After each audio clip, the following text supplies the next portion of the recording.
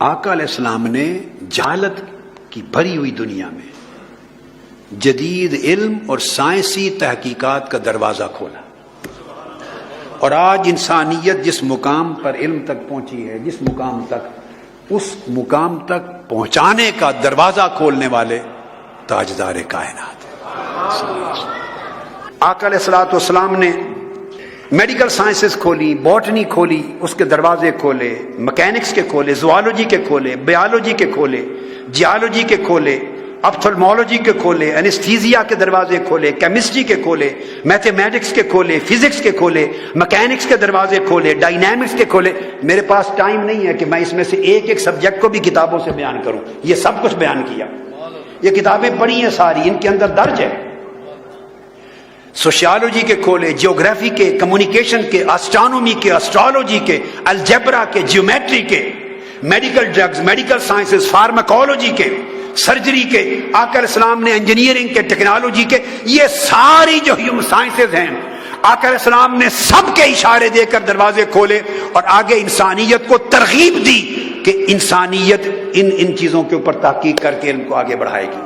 آقا علیہ السلام نے پوری سوسائٹی کو، کمیونٹی کو ایجوکیٹ کیا اور ایجوکیشن سسٹم انفورس کیا۔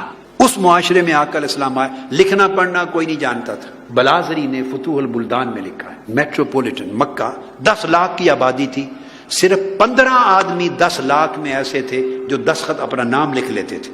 ایسے معاشرے میں حضور علیہ السلام نے علم کا دروازہ کھولا، علم کو نظام نافذ کیا، اور اتنی ترجیح دی کہ غزوہ بدر میں 70 قیدی کفار مشرکین 70 قیدی آئے، ان کا جو رہائی کے پیسے ہوتے ہیں، آقا علیہ السلام نے فرمایا جس کے پاس پیسے نہیں ہیں وہ میرے شہر مدینہ کے 10 بچوں کو جو پڑھنا لکھنا سکھا دے، اس کو بغیر پیسے کے آزاد کر دیا جائے۔ پھر عبادہ بن صامت کہتے ہیں کہ اصحاب صفہ میں لکھنا پڑھنا، ریڈنگ اینڈ رائٹنگ، اس کی باقاعدہ اسپیشلسٹ اپوائنٹ ہوئے اور تقرری ہوئی عبادہ بن صامت کی۔ پھر آقا علیہ السلام نے ایک بورڈنگ سکول بنایا صفہ، جو ہاسٹل بھی بنایا، رات دن بھی وہیں رہے، ان کے لیے لکھنے پڑھنے کی کلاسز بھی وہاں جاری کی، اور آقا علیہ السلام نے ڈے اسکالرز کو بھی الاؤ کیا کہ جن کے پاس تھوڑا ٹائم ہو وہ بھی آ کے یہاں لکھ پڑھ جائیں، سنیں، علم حاصل کر کے جایا کریں۔ 700 سے 1000 تک اسٹوڈنٹس اس میں پڑھے۔ تعلیم کی اتنی سرپرستی فرمائی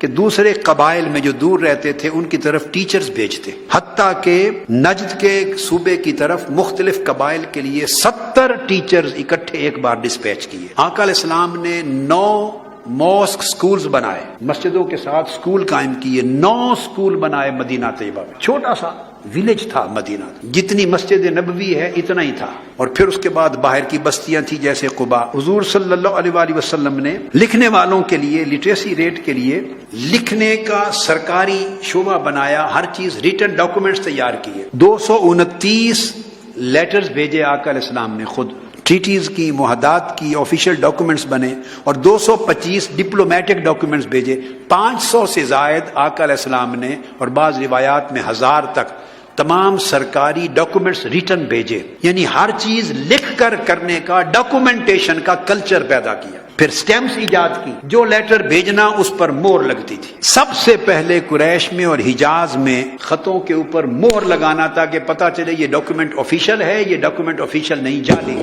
اس کی ابتدا آقا علیہ السلام نے کی۔ پھر آقا علیہ السلام نے اسپیشلائزیشن شروع کروائی خاص موضوعات میں، فرمایا اس لیے سیدنا فاروق اعظم نے جو قرآن کو پڑھنا اس پہ اسپیشلائز کرنا چاہے ابی بن کعب کے پاس آئے، جو لا سمجھنا چاہے معاذ بن جبل کے پاس آئے، جو فرائض وراثت کو سمجھنا چاہے وہ زید بن ثابت کے ساتھ پاس جائے، جو خزانے اور فائنانس کا علم اور اکاؤنٹنگ کا علم سمجھنا چاہے وہ میرے پاس آئے۔ اور سیدنا مولا علی المرتضیٰ نے کہا جو کائنات کا سب کچھ سمجھنا چاہے وہ میرے پاس آئے۔ پھر آقا علیہ السلام نے فورن لینگویجز پڑھائی صحابہ کو۔ زید بن ثابت جو ہے وہ آقا علیہ السلام کے چیف سیکریٹری بنے، انہوں نے پرشین زبان سیکھی حضور کے حکم پر، یونانی زبان سیکھی، گریک لینگویج، یتھوپین لینگویج سیکھی، ارامک لینگویج، سیرین لینگویج سیکھی۔ یہ بین الاقوامی زبانیں 2 سپر پاورز تھی اس وقت، ان کی اور دیگر سب زبانیں سکھائیں۔ پھر آقا علیہ السلام کی اس جگہ پر جو صحابہ پڑھتے تھے اس میں صرف قرآن اور حدیث نہیں، لا بھی پڑھایا جاتا، تھیالوجی عقیدہ پڑھایا جاتا، موریلٹی پڑھائی جاتی، سوشیالوجی پڑھائی جاتی، میتھمیٹکس پڑھایا جاتا، میڈیسن پڑھائی جاتی، اسٹرونومی پڑھائی جاتی، جینیالوجی پڑھائی جاتی، ایگریکلچر پڑھائی جاتی، ٹریڈ پڑھائی جاتی، کامرس پڑھائی جاتی، فارن پالیسی پڑھائی جاتی. یہ میں نے جتنی آپ کو سبجیکٹس بتائے ہیں ان کا ذکر ابن حجر اسقلانی کی الاصابہ میں، امام حاکم کی المستدرک میں، امام ابو داؤد کی سنن میں، امام احمد بن حنبل کی مسند میں، اور امام مالک کی موطا اور ترمذی اور بیہقی میں. ان سب کتب حدیث کو جمع کر کے میں نے یہ سارے سبجیکٹ بیان کر دیے. پھر آقا علیہ السلام نے ویمن ایجوکیشن کا آغاز کیا. گھروں میں ان کی تعلیم ہوتی، ازواج مطہرات کے گھروں کے اندر اسٹڈی سرکلز ہوتے، صحابیات مقرر تھی انہیں لکھنا پڑھنا سکھانے کے لیے. صحیح بخاری میں ہے آقا علیہ السلام نے دن مقرر فرمائے خواتین کی ایجوکیشن کے لیے. حضرت حفصہ پر ٹیچر مقرر کی. حضرت عائشہ صدیقہ رضی اللہ تعالیٰ عنہ پوئٹری کی ماہر تھی، میڈیسن کی ماہر تھی، لا کی ماہر تھی، ہسٹری کی ماہر تھی رضی اللہ تعالیٰ عنہ، ہیومن سائنسز کی ماہر تھی.